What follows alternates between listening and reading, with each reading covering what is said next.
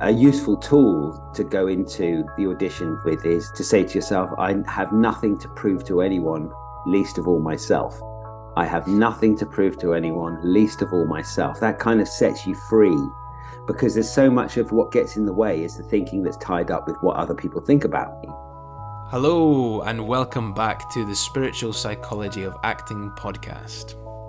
Thank you to everyone who listened to last week's episode on meditation. We hope you were able to put into practice some of the things we talked about and that it's had a positive impact on your day-to-day life.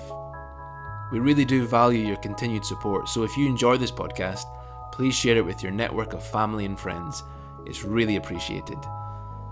Now, nailing auditions as an actor is arguably the most important skill you can master for your career. If you've ever struggled in an audition, had a bad experience, or ever felt like auditions just never go your way, then you've come to the right place. In this episode, we talk about how best to prepare for auditions, having the right mindset, and how to deal with the inevitable moments of rejection that every actor faces. But to get the conversation started, I shared an audition experience of my own that taught me a very valuable lesson that still helps me to this day.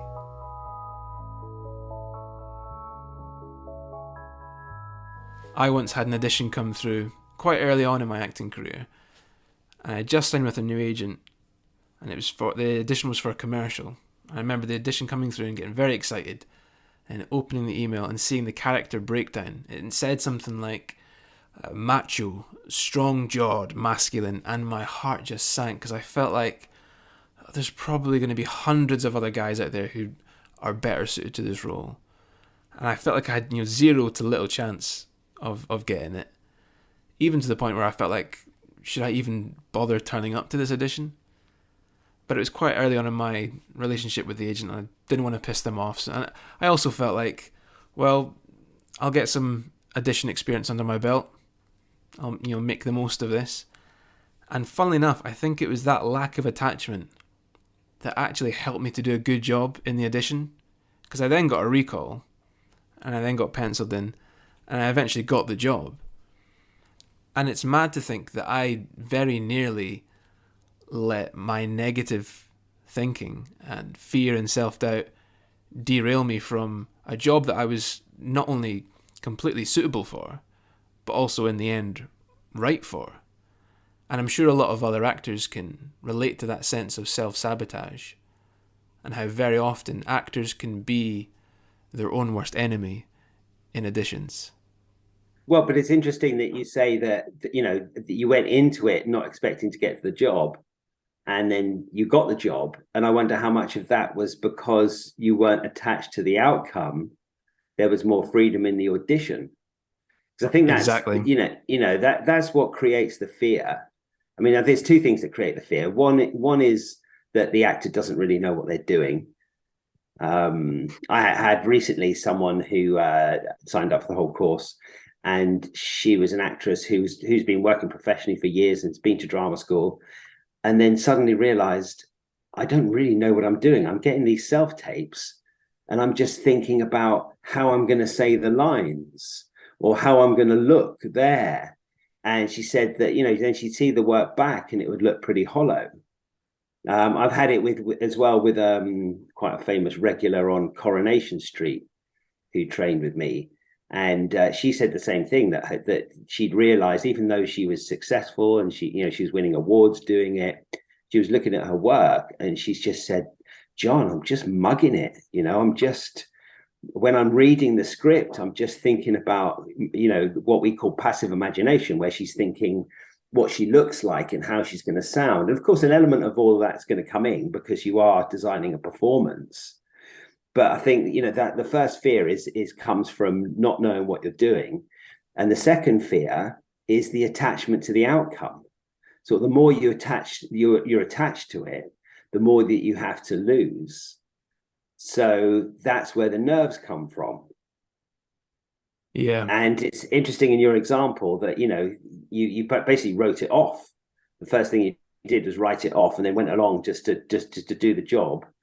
And you ended up getting the part. Well, I accidentally stumbled on probably the best way of approaching audition, which is completely letting go of the attachment of it to the result, which is completely out with the actor's control anyway, regardless of how good an actor they are. And also going there for the sense of, I'm going to get something out of it. It's play. Let's have fun, right? Well, exactly. And you know, and it's no mean feat to be able to do that. Mm. Do you see what I mean? To be able to enter into it without attachment, because of course the stakes are high if you get the job. You know, it could be a big paycheck. It could really accelerate your career by many, many years if you were to get the job. So I often suggest that actors, as soon as the job comes in, the first thing to do to avoid all of that is to renounce it, is to say, okay, let's imagine that actually you found out that the job is going to go to the producer's girlfriend anyway. They've already cast her, but they have to do these auditions, you know, to make a show of it to the investors that they looked at different actors from the part, and to first of all just renounce it. And then what are you left with? You're left with an acting exercise. So then it's like, okay, let us play. There's nothing to be attached to, there's no outcome. Then you can do it for the pure purpose of it, because good acting happens when you're doing it for the enjoyment of it. You know, rather than you're attached to it, you've got something to prove, you've got something to get out of it, which only just creates tension from that. And it's really being able to trick yourself. And it's not easy, you know, by having a method of saying, okay, I haven't got this, so let's just go for it anyway. And then I'm just doing it purely for the joy of it. Mm-hmm. That seems to be a good way to start. And also just learning how to do your craft properly. You know, a lot of actors, you know, in this country, and I've taught a lot in America, and it's different there, but in this country, they go and do their 3 years of drama school, and that's it. They've got their training, and then they're out in the world, and it's like, come on, give me a job. Whereas, you know, the Americans, you teach them, they've got an ethic that you keep training throughout your life. You keep going to classes, you keep learning your craft. Well, if you look at the playbill of any like Broadway show, you always see the actors and it's saying who they're currently training with, what they're currently doing right now, rather than in, you know, a lot of time in Britain it can be this actor trained at this drama school and this is their work. Yeah. So it's keeping learning, keeping the knowledge growing, and keeping practicing. You know, the parts for an actor, you know, like the imagination, the attention, these are all like muscles that they need to be practiced regularly. Like if you're a dancer, you'd be practicing the pliés and whatever in the dance studio each day.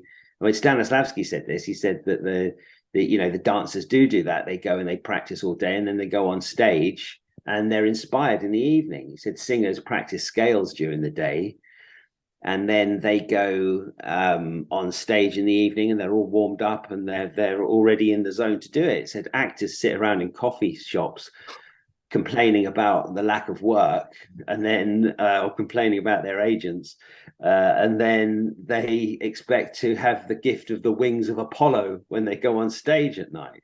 Yeah. So it's keeping that practice, but often I think that, you know, I've taught students from all the drama schools, and each drama school's different each year depending on what tutors that they've got at that drama school. But very often I've been told that we didn't really learn acting. We learned a lot of sort of fuzzy things around acting, and we did improvisation, and we worked on play scripts, etc. But we were never taught like a proper systematic methodology of how to do the job properly, you know, to establish what the rules of acting are. So you don't have to keep inventing the wheel every time you do it. You know, you've got a set of principles that you can put into practice each time, a way of working. So if you want to avoid the nerves, it's about learning how to do the job properly. And it's interesting to note that, you know, I've trained many different actors, and both here and in America and in Germany, etc., and actors from all around the world. And there's one secret neurosis that every actor seems to have, and that's the fear that they might actually be a shit actor. And that they might get exposed and found out being a shit actor, and they have to deal with that. You know, you can ask someone who's a real professional, who's earning a lot of money, who comes to work in the class to tighten up their craft, and you get them up to do a very simple exercise, and they're nervous, and you start inquiring, well, what are you nervous about? And they, you know, because I want to prove that I'm a really good actor. I want to be seen to be a good actor for whatever, you know, for whatever reason. And I said, well, what's behind that? And very often it's the fear that they're not really a good actor. So by training properly and learning a proper approach, you can go into the work with confidence in yourself. And, you know, like your casting breakdown said that they want someone macho. Well, macho, you know, that's just really certain thinking, isn't it? And it's your job as an actor. You should be able to play any part. If you go to, I don't know, if you go and learn how to be an architect, you learn how to design buildings, and you learn the principles of architecture. You learn about aesthetics. You learn about construction and engineering and principles of design. And then once you leave your training, you can design any building. If someone asks you, you know, can you design an opera house for me? Then you would use the principles that you've got to do it. But for an actor, they'll be asked, you know, can you design an opera house? And they'll go, well, you know, I can only do terraced houses because that's all I did at drama school. I just kind of got typecast at drama school, and that's all I did. But a real actor should be able to create any part if you know the thinking processes to engage in order to get the results, not to act the result. You know, that's a big problem in acting, is the actors act the result. You know, if you act the results, you generally get a cliche. But if you act a process, you get a result. So that's a big part of it. And then the other thing is the attachment to the outcome. And, you know, really to do this properly, you'd have to be a Zen master, you know, completely renouncing it, which is pretty unlikely. But you just have to do the best you can. And having tricks like renouncing it before you start really help to diminish the nerves. Yeah, I find that I'm definitely getting better at being able to do the audition, you know, give them what I've got and then just let it go, because it's now no longer up to me, right? I can't influence or affect the decision process in any way. So why waste time and energy worrying about what's going to happen next? Because, you know, and I've experienced this definitely in auditions, that then creates a complex of rejection, that you start to think, I'm not good enough, they didn't like me, and it'll start to affect every other audition going forward, right? That it has you start colouring each audition as a failure, as a rejection of you personally, and you start kind of going down this very slippery slope, I guess, very quickly. Yeah, well, it's to get over that idea of success or failure, really, because you know that's you know all you ever do is you have a purpose, you carry out actions to achieve it, you get a result. Whether you want to call that success or failure really is up to you. That's a value judgment. It's what you do with the information, isn't it? It's that really, and that's why it's important to have a purpose, that you want to be your best, not the best. Because if you're thinking about being the best, then your mind's on everybody else who's doing it. Like your mind was straight away on every other rugged macho actor that there must be in Scotland that could play this part. Yeah. Rather than just keeping your eye on the ball. It's comparison, isn't it? That you can't ever really compare yourself to any other actor, because every single actor is on a completely different journey, completely different process. And again, like you say, if you're going to try and force yourself into the mold of another actor, you're going to constantly act results, because it's not you. It's not your process. Yeah, well, and that's what you have to understand. You're unique, and when you go to an audition or put in a self-tape, really to think about what's the real psychology of it, you're offering a service. You're saying, okay, you've got this part to the casting director. You need to fill this part. Here's what I can bring to the table.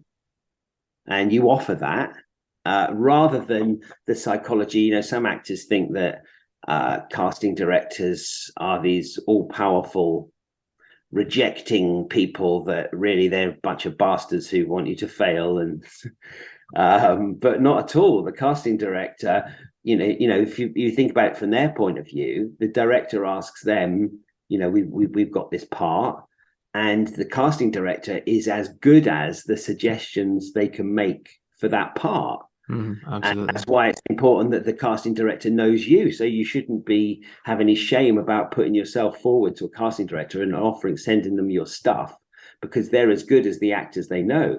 And really, they want a situation where they've presented these actors that they've found for the part, and the director's stuck and just doesn't know which one to cast because they're all so good. The casting director's made so many good suggestions, so that when you go into the room or you send in the self-tape, and having been on the other side of the table, as a director casting plays and films, you just want someone to come in and do a good job. Yeah. I remember casting one play, and we looked at and it was something that we took to the Edinburgh Fringe, and I think we had something like 300 applicants for this one part. We auditioned 40, and out of those 40, 4 could actually act, that weren't coming in just full of nerves or acting a result, or they actually were really good actors, and 2 of them were right for the part.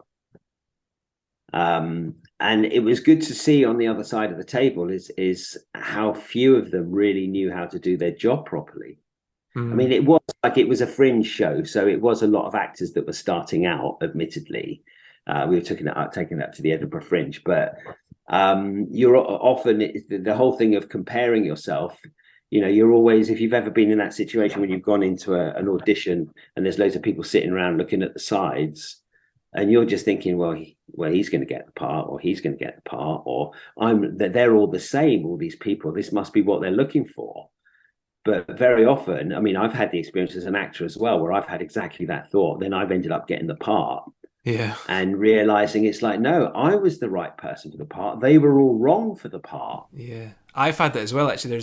I remember one particular job that I auditioned for, and on the job I asked the people there on the job why they'd picked me, and they said you were one of the only ones who'd come prepared. Not even like just done the job well, but actually had come with a character. There was a song involved as well that they had to learn, and it's just amazing as well how many actors don't even set themselves up to get to a position where they can do a good job. They don't prepare enough. I'm going to say that's the working surface. To be an actor is really the art of auditioning, because that's the junction point between not having a job and having a job, is auditioning well. Yeah. So the focus is on doing a good audition. So how do you do a good audition? You have to play the match, not the tournament. Mm-hmm. So I remember hearing one of the Neville brothers, sort of back whenever they were young England players. I remember seeing them on TV. I can't remember, Phil Neville or Gary Neville, one of the two. And the interview was before a Euro quarter-final or something like this. They were playing for England, and it was like, right, so big game today against the Germans. So how do you deal with it? How do you deal with the nerves? And he just looked at me and went, "Oh, I just go and play football." And so he was, his objective, if he's an attacker, it's to see that white ball of leather go between those 2 posts. That's his purpose. If he's a defender, it's to defend the other person from stopping the ball going between those 2 posts, and to run the other football player down. And that's playing the match, not the tournament. So you can have in mind, how much money I'm going to get out of this, or what my parents are going to be so proud when I get this, or whatever the other agenda is for doing it. But at the end of the day, if you make it that your objective is to just do a good audition, and because that's what's going to get you the part at the end of the day. And how are you going to do a good audition? You enter into it, you have to be in a state of inspiration. In fact, it's an actor's professional responsibility to be in a state of inspiration every time you do it. And inspiration really is the opposite of fear or boredom. And it's that we were talking in a previous episode, it's like that being in the zone. And how do you do it? You have to, before you actually go to sit down and do the self-tape or turn up to the audition, you say to yourself, so today, when I do the audition, I'm going to relax, come into the present and enjoy it. And if you can do that, you just simply relax, come into the present. And present means, actually be there, engaged in what's in front of you, be alive, be present to it, because that's how you're going to have presence, and enjoy it. And if you enjoy it, everything starts to flow. But there's a million and one reasons not to go on stage. You don't go on stage to impress the audience. You don't go on stage to be liked by the audience. You don't go on stage to be the best actor. You don't go on stage to take revenge on your family who told you you'd never come to anything. You go on stage for one good reason only, and that is to enjoy it. So when you go do the audition, is the more you can just see it as, this is an acting. I like acting. I've been given this interesting acting exercise. I've got to bring this to life, and then you deliver it. And then the difficult part then is then just surrendering it and letting it go and just getting on with your life. Yeah. Well, I read about an actor who, for whenever he gets a self-tape, he gets his partner to record the audition. But what he does is he leaves the house, goes on for like a 10-15 minute walk, comes back, and then enters the house as if he's entering a proper audition space. And he gives himself a few takes to do it, and then leaves as if it's an in-person audition. And that process might not be for everybody, but I guess the thing to take away from it is that he's focusing his mind and he's not letting other fears and doubts creep in. And for him, the adrenaline of going to an actual audition is him getting into the zone, being present, and getting rid of all the other kind of intrusive thoughts. Some people really come alive and thrive in that kind of pressurized environment, and some people crumble. But I think the best thing you can do is get out of your own way. Remove any impediments to great acting that you're putting up yourself. It seems to be the greatest impediment for actors often is their own unfinished thinking, right? Is their own intrusive thoughts, which stops them from getting into that sense of play and enjoyment. Well, and often if you took, and you were saying earlier on about that, you start to create a complex of failure, that you start to, you're not getting the job, and so you start. What does that really mean? It means that you're going to the audition with what we would call, in terms of the course, the purpose to fail or the purpose to be rejected. I always think that if you were to pause an actor sitting on the bus on the way to an audition and actually then say, right, let's look inside your head and see, what are you thinking about? Is he thinking about enjoying the audition and looking forward to playing the part? Or is he thinking about, what if they don't like me? What if I forget my lines? What if I don't get the part? I'm going to be really disappointed. And in terms of purposes, what we understand, we call these shadow purposes. They're programming the purpose. I want to fail. I want to be rejected. I want to be disappointed. And so it's all about your mindset. So if you can just come back to that simple, when I go to the audition, I'm going to relax, come into the present and enjoy it. Then when you get there, you're already in that mode and you're most likely to relax, come into the present and enjoy it. And that's the only way you can do a good job. And that's the only way you're going to get the part, by doing it. And to get over the idea that the other people, they don't want you to get the job. They really want you. The casting director wants it to be you. Sometimes they're finding it really difficult to cast the part. Like, no one's right. They're really hoping, when they look at your self-tape, that they're going to go, yes, that's the person that we want. Yeah. But like I say, you'd have to be a Zen master to do it perfectly.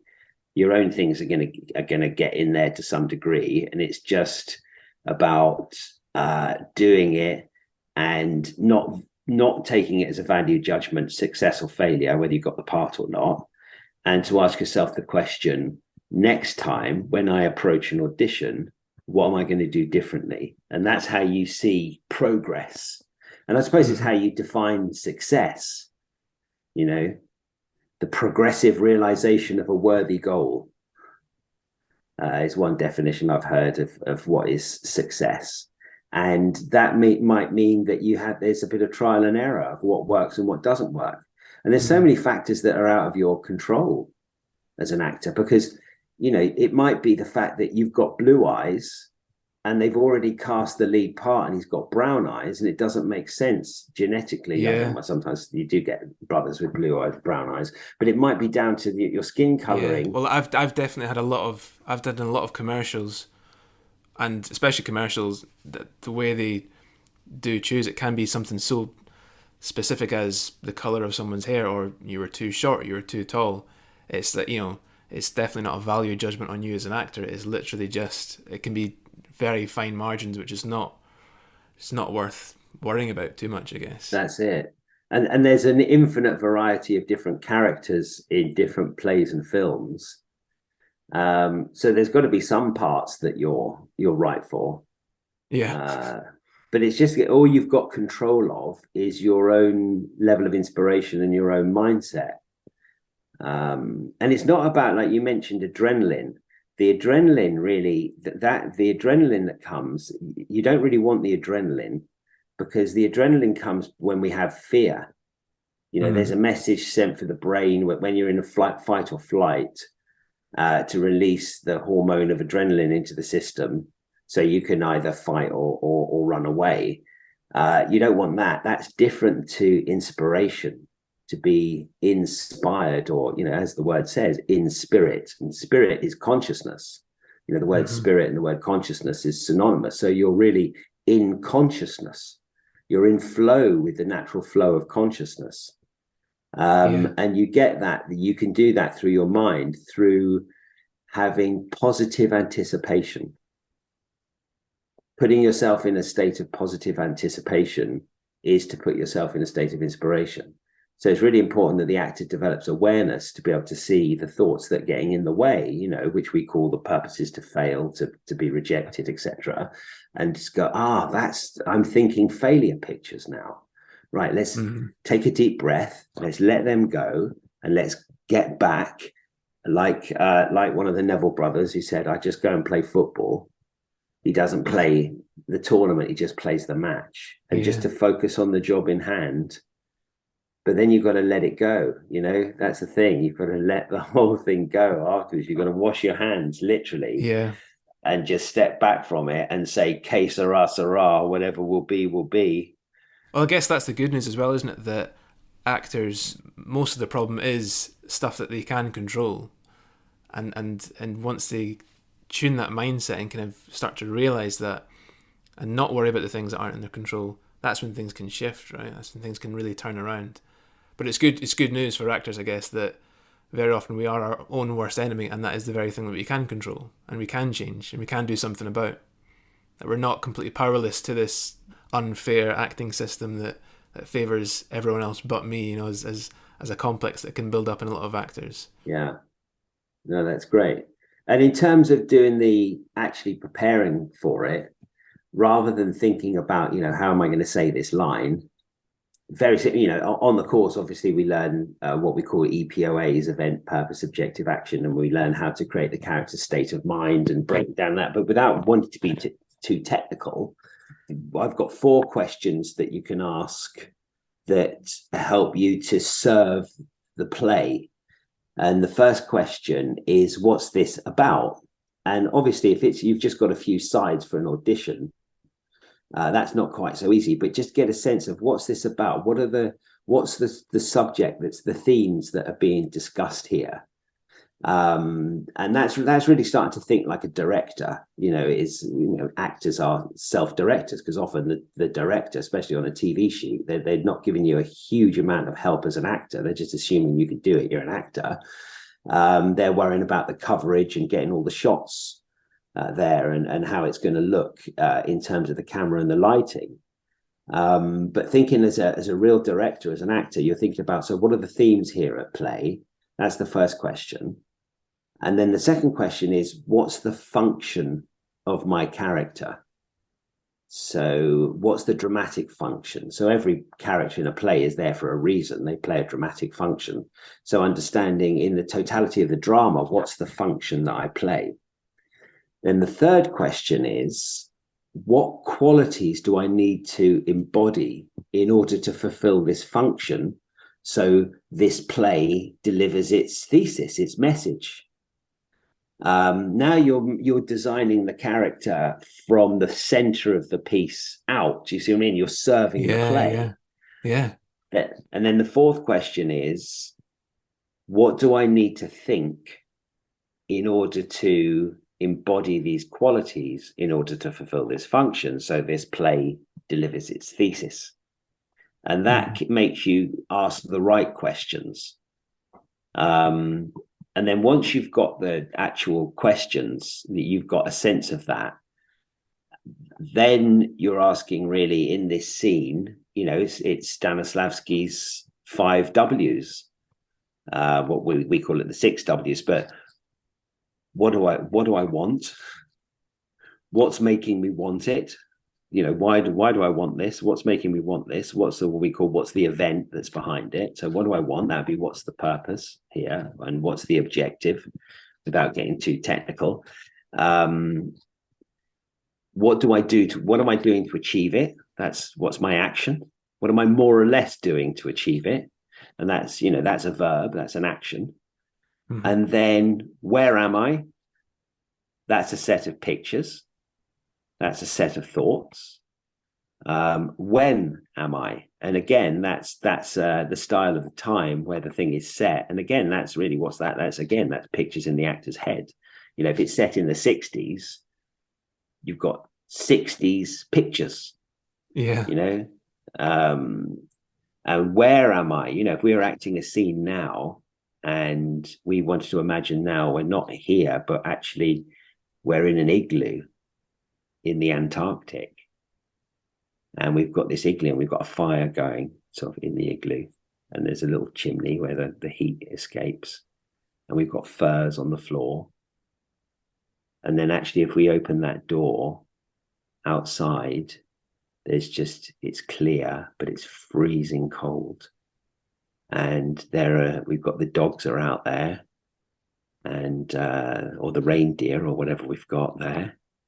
And if we were to look out across the vast expanse of the ice, there's stars in the sky. And we start creating some atmosphere of where we are. And how do we do that? By painting with our imagination, painting the pictures. So that's what the where and the when. And if you could just apply those simple questions and just start to answer them, even if you haven't gone through the course and you haven't learned the technical process of how to sort of program that properly and how to get it into your being and sort of then to let go and let flow with it, just by asking the questions, you'll start to create some pictures.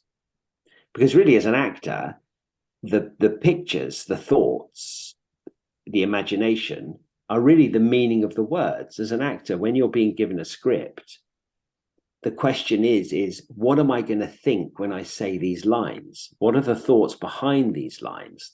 Would be what we could call the subtext, is what am I really saying behind these lines? Instead of asking, how am I going to say these lines? That's acting a result. Acting a process is getting the thoughts that are behind it, then thinking those thoughts whilst you say the line, and then you get a result. That's acting a process. Yeah.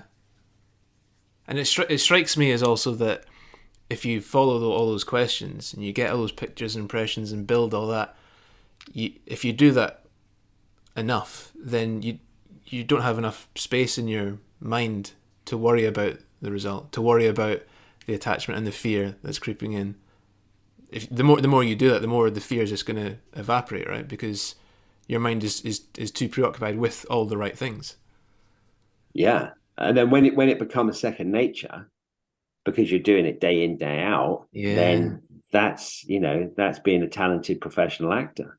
You can do it without the fear, you've worked all these things out. You're no longer doing it for the purpose to be admired or to be loved by the audience or whatever. You've understood that your job is to create the character, and how are you going to do that?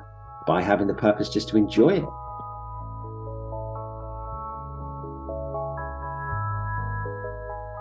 If you're interested in studying the spiritual psychology of acting for yourself, there's a free intro seminar taking place online on Wednesday, 12th of April, 6:30pm to 8:30pm UK time.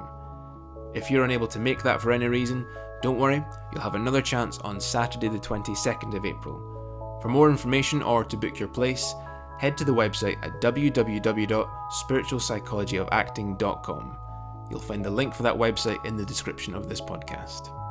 Now, back to our conversation. So we spoke there about letting go of the audition once it's done. What's the best thing to do after you've done the audition? What's the best tools to put into practice? I would say, yes, you're absolutely right. Yes, you do have to let it go. But before you let it go, it's good to do an assessment of your work. And there's, as you'll know, when you're training on the course and we do a practical exercise, a group exercise, there's a list of questions to ask yourself to kind of fine tune your acting. And the first one is, what was my purpose when I was doing this? What purpose did I have? Was it just purely to enjoy it? Or was I trying to prove something? A useful tool to go into the audition with is that to say to yourself, I have nothing to prove to anyone, least of all myself. I have nothing to prove to anyone, least of all myself. That kind of sets you free, because there's so much of what gets in the way is the thinking that's tied up with what other people think about me. For most actors, it's really, I have everything, I have lots to prove to everybody, especially myself. So if you can counterbalance that with, I've got nothing to prove to anyone, least of all myself, what other people think of me is none of my business, because you don't have control of what they think about you. And then after the audition, to ask yourself the question, what's my purpose? Was it to be right? Was it to act perfectly? Was it to succeed? Like in an attached kind of a way. Was it to impress? Was it to show them how special I am? Anything that deviated from just simply the enjoyment is to have a look at that and to ask yourself sincerely, what was my purpose? Because at the end of the day, it's your purposes that select all of your objects of attention. So every thought in your mind is there by virtue of a purpose. It's once you've chosen a purpose, then that it chooses all the other moment for moment objects of attention. That's true for the character. That's why it's important to choose the character's purpose properly. But also in life, if we have a purpose to be admired, then we're always going to be checking that we're being admirable. We're going to be thinking of ourselves from the outside and what we look like. And that doesn't create a true and authentic performance. Even if the character is a character who wants to be admired, they want to be admired by the other characters. They don't want to be admired by the audience, because the character doesn't have an audience. It's the actor that has the audience. So to really sincerely ask yourself, what was my purpose for doing that? And if you ask, the mind will reveal it to you. Another way of asking that question is what was my attention like? So when my attention slipped from the context of the acting, from the character's thoughts, where did it go? And really, that's the same question, because where did it go? It went on to one of my other purposes. So to ask it that way, so you can see there, what percentage of your attention was actually in the character's thinking. If we think that good acting is being absorbed in the character's thinking, that's when you get good acting. So looking at what were the actor's thoughts that were getting in the way, then the next question would be, what was the quality of my imagination? Was it in active imagination? Were we seeing things through the world of the character? Or was it in passive imagination? Were we thinking about how we looked? Was it free imagination? Was it able to flow with the pictures, three-dimensional, full of sense data and atmosphere? Or were they kind of flat, two-dimensional, forced pictures that we were creating for it? Static images rather than kinetic images. Then the next one I would ask myself is, I would give myself a mark out of 10 for inspiration. How inspired was I? And can I account for any marks less than a 10? It might just be, I was tired today, or that I had some, I wasn't really sure if I wanted to do the job or not, if I got offered it, so what impeded your inspiration? And then the next question is, what was your level of absorption? If the purpose of acting is to be absorbed in the character's thought, that's what acting is. Give yourself a mark out of 10 for absorption. How absorbed were you in it? Did you feel it? Did you feel it in every particle of your being? Or is it just here in your head? Or not? Or you might not be feeling it at all. You realize you were just saying the lines that you'd learned, or the pictures you were seeing in your head were really the pictures of the script with your lines in yellow highlighter pen. They might have been the pictures that were there. So what was the level of absorption? Looking at physical tension. Where in the body am I holding actors' tensions? Because of course, there's the actors' tensions that come from the actors' thoughts, but then there's the characters' tensions that come from the characters' thoughts. So what we really want is for the actor to have a free body, meaning free of acquired tension, and then to be able to take on the tensions, like the tense shoulders or the tense jaw or whatever, or the face or whatever is happening from the character's thoughts. So to look at where your own physical tensions are. And then I would say the most important question is that if I were to do this again immediately, from what I've just learned from asking myself the preceding questions, how would I do it differently? What one thing, when I get the next self-tape, am I going to work on to improve this? And then you're going to see a steady progression in the quality of your acting. And again, if you're treating it like it's an acting exercise rather than an opportunity to be famous or an opportunity to succeed or whatever like that, you're just looking at it for the sake of play, then you're just going to get slightly better with every audition, and then you're going to see growth and development in what you're doing. So I think that's the best thing to do there. And then to let go of it. Well, how do you let go of anything?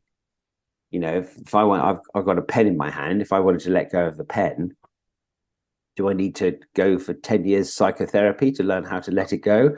Or do I actually make a choice to let it go, to just put it down and put your attention on what's in front of you and attend to the next thing? Mm-hmm. And in some ways, even to assume you haven't got the part, to go, okay, that was a nice acting exercise. Let's move on to the next thing in my life. And then if you've got the part, you'll soon know about it because they'll call you. They'll let you know. I've been doing that a lot recently, actually, like that notion of not getting it. It is really freeing because obviously there will still be some attachment and you do want the part. But to assume you've not got it just gives you freedom to get on with your life and to know that you've done the best you could, and if you didn't do the best you could, why not, and how can that be rectified for the next edition, rather than beating yourself up about it. But also it's that freedom that comes from getting on with your life. Like you say, you will hear about it if they want you, and if you've got the part. So it's like it's a kind of a win-win situation, really. Well, yeah. Well, that's the cause of suffering is attachment. Yeah. That it's being attached that causes the suffering. So it's more, and as an actor, it's so easy to get attached. So the more we can just practice that virtue, and it is work in progress. It is practice because, of course, you want the part. Of course, you want to be selected. Of course, you want the paycheck. Of course, you want all the things that come with it. Of course, you just want to work. You want to get gigs. You want to work. Of course, you do. But it's just, how do you look after your mental health in the process? Because so many factors are out of your control. Mm-hmm. In terms of the casting, and you can do a fantastic performance, but you're just not quite, someone else just looks more like the part, looks more like they would be that actress's son than you do. So there's all those things are out of your control. So it's just to focus on your own work, really, and to treat it in a spirit of play. That's the way to go about it. Mm-hmm. So what's the best then? Say that you've done all that, you've let it all go, you've done the afterburn, and you've moved on from the audition. If you do get wind that you've not got the part, what's the best way then to deal with that rejection? What's the best way to move forward when you know it's a definite no? Some people do it by just pretending they're not bothered, or just going, well, fuck them, or whatever. Yeah. And writing a story around it. But I would say, that for me, that's a bigger question of what do you do with emotions, because there's naturally going to be disappointment there. And rather than, tell yourself a story, or just find something to, go down the pub and lose yourself from it, or, find some other activity to get stuck into. I think it's important to process emotions, to actually allow yourself to feel them, and give yourself the space to feel the disappointment, or feel the rejection, or whatever, however you want to interpret it, and to sit with it. And without wanting to sound too new agey, airy fairy, but to give yourself unconditional love and acceptance in the process of feeling the emotions at the same time. Take some time for yourself and take some care for yourself. And once having felt it, then let it go. There's two extremes you could do with the emotions. On one level, there's just repress it, pretend it didn't happen, just distract yourself from it. And then on the other extreme is just totally indulge it, absorb it, and just, squeeze every bit of suffering out of the whole thing. Why me? Life isn't fair, or, whatever, on the other extreme. But somewhere in the middle, there's just the healthy processing of the emotion, where you allow it, you feel it, you give yourself care, and then you just let it go. And there's a lovely exercise we do in the class very often. It's I call it like a cloud. And I just get the students to sit up straight, and we say, so imagine this isn't your flesh and blood body. It's the vapor of a cloud. And you begin to rain. You begin to precipitate, to gently release your own substance. And there's this feeling of just everything just falling away, and you're just letting it go. And I say, releasing, relaxing, and letting go. Raining, until all that remains is the light and presence of yourself, the witness, the one who watches. Because that's what's real. These auditions, they come and go. Experiences in life come and go. But what remains steady and stable is your own real self, which isn't your thoughts, that isn't your emotions, isn't this situation, isn't the weather, isn't time. It's just this being that you are, and to come back to that. And that's also helpful because, you might be playing a character that's really suffering in the audition. You might be playing a character who's a horrible bully, and you don't want to take these things with you. And it's to have this simple practice, this meditative practice, which I call like a cloud, is just to let it all go and return to your native self. And that way you stay free. You don't pick these things up. You just remain integral to yourself. And the more you go into that and you connect with that essential self that isn't the thoughts, isn't the body, the more that you come to your real self, which after all is the cause of all creative work. Where do the ideas come from? Where does the inspiration come from? It comes from your deepest self. So for an actor, this is the sort of underlying work, is to return to this. You're not the character. You're not even the character that you think you are, that you play in life. The individual is made of a name, a form, and an acquired nature that's happened because of the things that you've experienced, in your process of evolution, the things that have happened to you. And these can create layer upon layer upon layer, as time goes on. But having some means, some practical means, and some disciplined means of just letting it go, means that you remain fresh and you remain free. And if you haven't got that, then you haven't got anything really, because that's you've lost yourself. You've lost yourself in the process. So at the end of the day, just let it all go. And as my dear wife, her mum used to say, what's for you won't go by you. What's for you won't go by you. And that there's some letting go in that, and some trusting, because not every part is for you. And sometimes you might get the part and it was a complete absolute disaster, and the play was a complete flop, and you were well out of it. I've come across that, definitely. I've auditioned for a part, and rude not getting it, and then seeing the film come out and it's getting awful reviews and thinking, oh, probably good that I steered clear of that one then. No, that's it. And so then you have a bit of trust in the process. What's for you won't go by you is a good thing. But also, there's this kind of flip side to that, because they always say, all good things come to those who wait. And there is some truth in that you need some patience as an actor. But I've also heard it said, good things come to those who wait, but it's usually just the leftovers of those who actually went for it. Right.